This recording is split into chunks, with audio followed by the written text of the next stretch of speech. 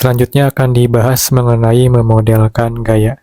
Sebagaimana yang sudah disampaikan sebelumnya, bahwa gaya merupakan suatu pengaruh atau aksi dari benda terhadap benda yang lain. Di sini akan dijabarkan beberapa kasus dalam memodelkan gaya daripada pengaruh benda yang satu terhadap benda yang lain. Pertama, misalnya ada sebuah batang. Batang ini dikaitkan dengan tali baja, kemudian tali baja dikaitkan ke tembok. Maka pengaruh tali baja terhadap batang tersebut adalah sebuah tegangan tali yang disimbolkan dengan T yang menarik batang tersebut ke arah pojok kiri atas.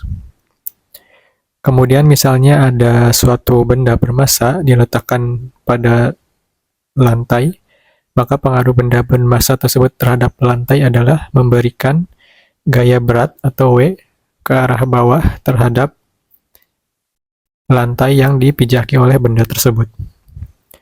Selanjutnya, misalnya di sini ada suatu batang yang berkontak dengan permukaan dinding yang halus ataupun licin, maka di sini bisa dimodelkan pengaruhnya, yaitu sebuah gaya yang tegak lurus terhadap permukaan dindingnya. Di sini karena permukaannya halus, maka hanya ada satu buah gaya. Kemudian di sisi yang lain, apabila batang tersebut berkontak dengan dinding yang memiliki permukaan kasar, maka akan muncul dua buah gaya sebagai pengaruh dinding terhadap batang tersebut, yaitu yang tegak lurus Fx dan juga yang sejajar dengan permukaan. Kemudian selanjutnya, apabila ada suatu batang ditumpu dengan tumpuan roll, tumpuan roll ini biasanya berbentuk simbolnya berbentuk bola seperti ini, maka akan ada pengaruh dari tumpuan roll tersebut terhadap batang, yaitu gaya yang arahnya tegak lurus dari penampang batang ini atau permukaan batang yang berkontak dengan tumpuan roll tersebut. Apabila tumpuannya berupa pin, ya, maka pengaruh pin tersebut terhadap batangnya adalah terjadinya dua buah gaya tumpuan. Pertama ada Fx yang arahnya horizontal dan juga Fy yang arahnya vertikal.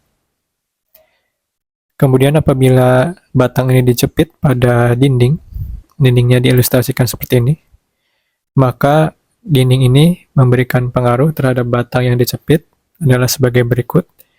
Terjadi gaya horizontal yaitu Fx, kemudian yang vertikal Fy, juga ada momen yang disimbolkan dengan M.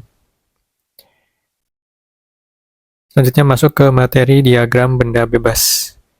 Diagram benda bebas ini merupakan sebuah representasi dari suatu bagian yang ingin ditinjau dengan menambahkan rincian seluruh gaya ataupun momen yang bekerja padanya.